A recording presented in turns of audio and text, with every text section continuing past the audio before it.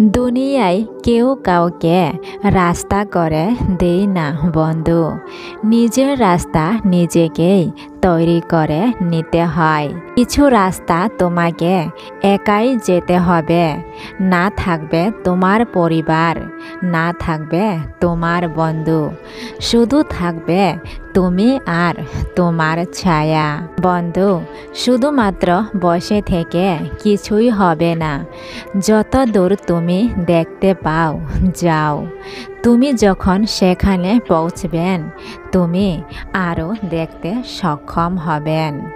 সফল হলে তুমি সবার, আর ব্যর্থ হলে তুমি শুধু নিজের, এমনকি পরিবারেরও না।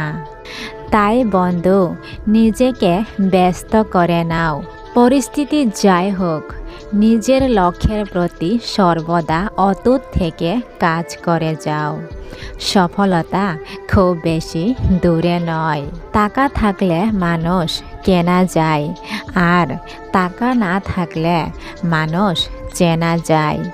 যখন কেউ আমাকে না বলে, এর অর্থ এই নয় যে আমি এটি করতে পারি না।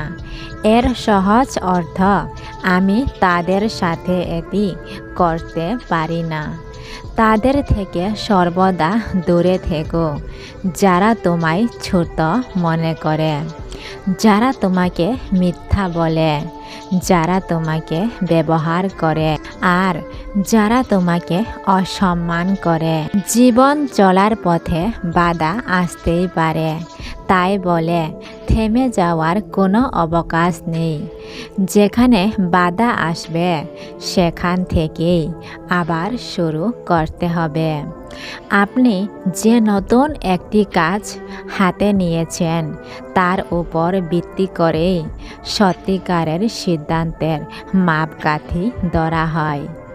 যদি হাতে কোনো কাজ না থাকে তাহলে আপনি এখনও আপনার সত্যিকারের সিদ্ধান্ত গ্রহণ করতে পারেননি।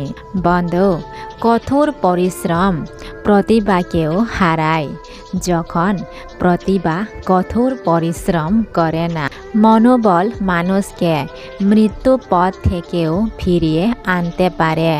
সুতরাং যার মনোবল যত বেশি, তার ব্যর্থ হওয়ার সম্ভাবনা তত কম। আপনি যা চান তার জন্য কঠোর পরিশ্রম করুন, কারণ এটি লড়াই ছাড়া আপনার কাছে আসবে না। আপনাকে শক্তিশালী এবং সাহসী হতে হবে।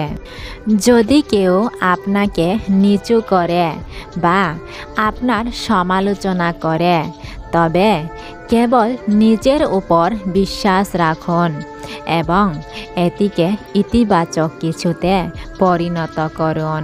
সাফল্য হল ছোট ছোট প্রচেষ্টার যোগফল, যা দিনে দিনে বারবার করা হয়। জীবনে প্রচুর একা থাকতে শেখা প্রয়োজন, কারণ জীবনে সবসময় খারাপ মুহূর্তগুলো একাই কাটতে হয়। বন্ধু, আজকের জন্য বাঁচো, কারণ গতকাল চলে গিয়েছে আর আগামীকাল নাও আসতে পারে। নিজেকে কখনো সস্তা করে ফেলা যাবে না। মানুষের সাথে অতিরিক্ত মিশে যাওয়া যাবে না, কারণ অতিরিক্ত মিশে গেলেই আজকাল মানুষ সস্তা ভেবে বসে।